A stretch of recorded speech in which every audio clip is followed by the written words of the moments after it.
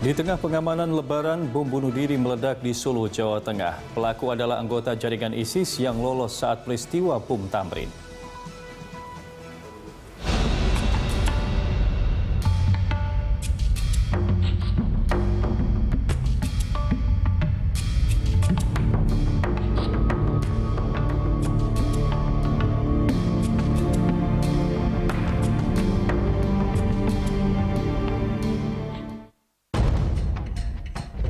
Sehari jelang Lebaran, tepatnya 5 Juli 2016, bom mengguncang kota Solo, Jawa Tengah. Pada pukul 7.30 pagi, seorang pemuda dengan mengendarai sepeda motor memasuki markas polisi resor kota Solo. Pelaku yang kemudian diketahui bernama Nur Rohman sempat dicegah dan dikejar oleh Provos Bribka Bambang. Tapi persis di depan sentra pelayanan kepolisian terpadu, Rohman langsung meledakkan diri. Rohman tewas di tempat dan seorang polisi mengalami luka-luka. Ledakan bom di halaman Mapolresta Solo didengar oleh warga yang tinggal tak jauh dari lokasi. Namun warga sama sekali tak menduga jika itu adalah ledakan bom. Kasus bom pada penghujung Ramadan kemarin merupakan kasus ledakan bom keempat di kota Solo sejak tahun 2010. Beberapa jam setelah meledaknya bom di Polresta Solo, Kapolri Jenderal Badrodin Haiti langsung mengumumkan dugaan kuat bahwa pelaku adalah Nur Rohman. Rohman pernah lolos dari penangkapan Densus 88 di Solo pada 29 Desember 2015 lalu. Rohman yang merupakan anggota kelompok Hizbah Solo yang merupakan jaringan ISIS pernah melakukan pelatihan bongkar pasang senjata M16 di Masjid Al-Wusto, Solo.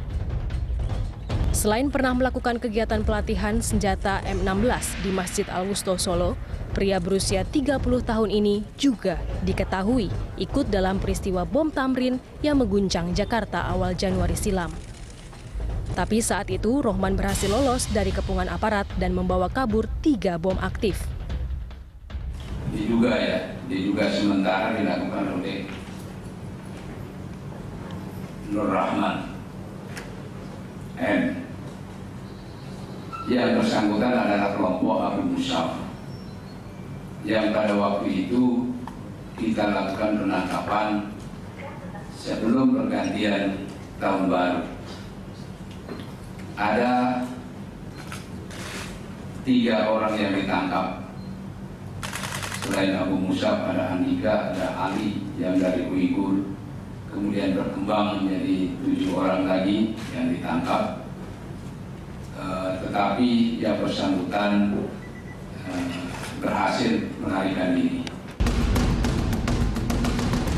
Menurut Mabes Polri, Nur Rohman memiliki hubungan dengan Bahru Naim. Bahru Naim yang juga otak penyerangan bom Tamrin merupakan bagian jaringan ISIS di Asia Tenggara. Melihat rangkaian fakta, tidak heran jika banyak pihak mengaitkan peristiwa bom di Mapolresta Solo sebagai bagian agenda ISIS di Indonesia. Dan bukan kebetulan pula jika aksi teror tersebut sangat berdekatan dengan teror bom di Turki, Irak, dan Arab Saudi yang juga disebut-sebut sebagai aksi ISIS. Munculnya nama Nur Rohman sebagai pelaku bom bunuh diri di Mapolresta Solo mengagetkan warga Sangkrah, Kelurahan Pasar Kliwon, Solo. Menurut Lurah Sangkrah, Singgih, Nur Rohman yang diduga merupakan pelaku bom bunuh diri tersebut merupakan warganya. Bahkan Nur Rohman pernah menjadi ketua RT di kampungnya. Yang bersangkutan sudah lama meninggalkan Sangkrah, tidak diketahui alamatnya di mana lagi.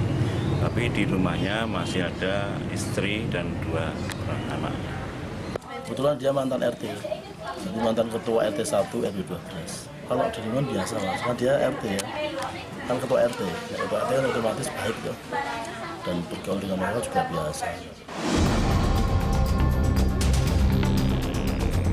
Serangan di Mapolresta Solo menurut Kepala Biro Penerangan Masyarakat Divisi Humas Polri, Brigjen Pol Agus Rianto, menjadikan personel Polri sebagai target. Padahal sebelumnya menurut Agus, pelaku terorisme lebih tertarik kepada hal yang berbau asing sebagai target aksi. Beberapa waktu belakangan ada penambahan atau pergeseran, termasuk di dalamnya aparat kepolisian. Ini sudah kita sampaikan beberapa waktu yang lalu dan juga kepada seluruh jajaran. untuk kita meningkatkan kewaspadaan dan kesiapsiagaan. Terkait aksi bom bunuh diri yang terjadi di Mapolresta Solo, Presiden Joko Widodo mengimbau masyarakat tetap tenang. Jokowi telah meminta kepolisian mengusut tuntas ledakan bom di Solo. Di tengah kunjungan ke Padang, Sumatera Barat, Presiden mengajak masyarakat tetap menjalankan ibadah dengan khusyuk, serta tidak takut terhadap aksi teror karena kepolisian sudah mengendalikan keadaan. Sudah mendapatkan laporan tentang aksi bom bunuh diri di Mapolresta di Solo.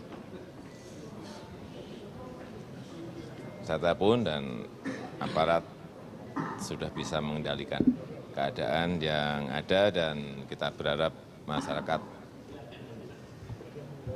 tenang tetapi juga waspada.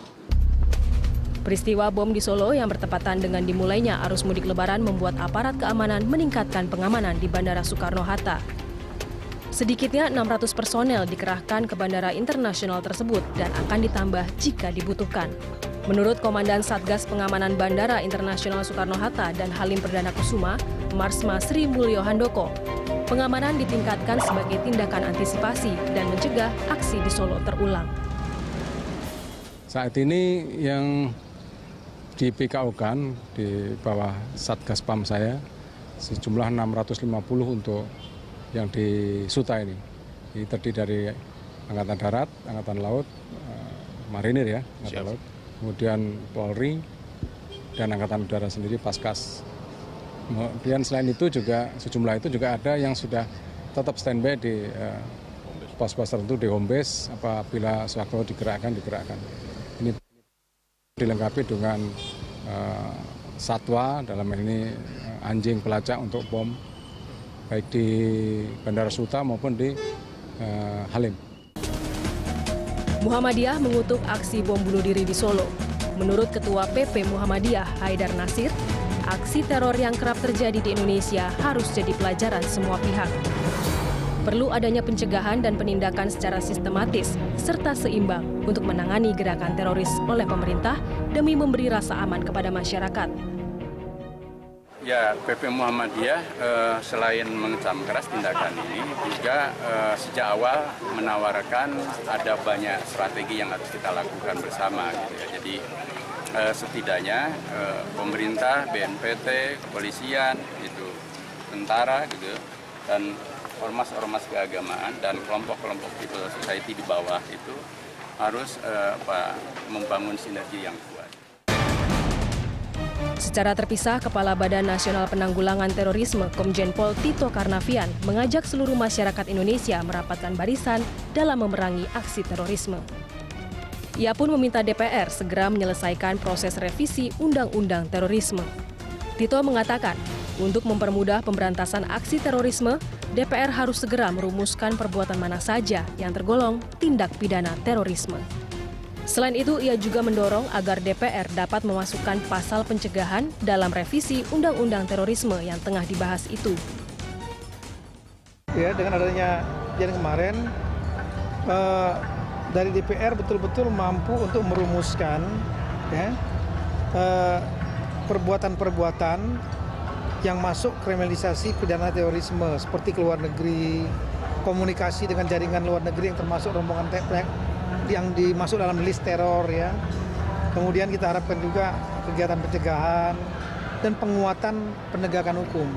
Ya, penegakan hukum harus diperkuat. Harus ada dibunyikan pencegahan di situ. Karena konsekuensinya kalau masuk dalam legislasi itu kompleks ya, nanti itu implikasinya ke struktur dan ke anggaran. Berarti harus ada struktur yang menangani pencegahan dan ada penganggaran resmi dari itu menjadi payung hukumnya nanti. Perlunya payung hukum pemberantasan terorisme didukung Menteri Hukum dan HAM Yasona Laoly. Yasona menilai revisi Undang-Undang Anti Teror sudah penting untuk dibahas. Hal ini terkait bom bunuh diri yang lagi-lagi kembali terjadi di Indonesia. Menurut Yasona, revisi undang-undang tersebut sudah masuk dalam rapat kerja kementerian. DPR juga telah mengadakan rapat dengar pendapat hingga menghadirkan ahli-ahli. Namun pemerintah masih harus menunggu pendapat dari 10 fraksi di DPR RI.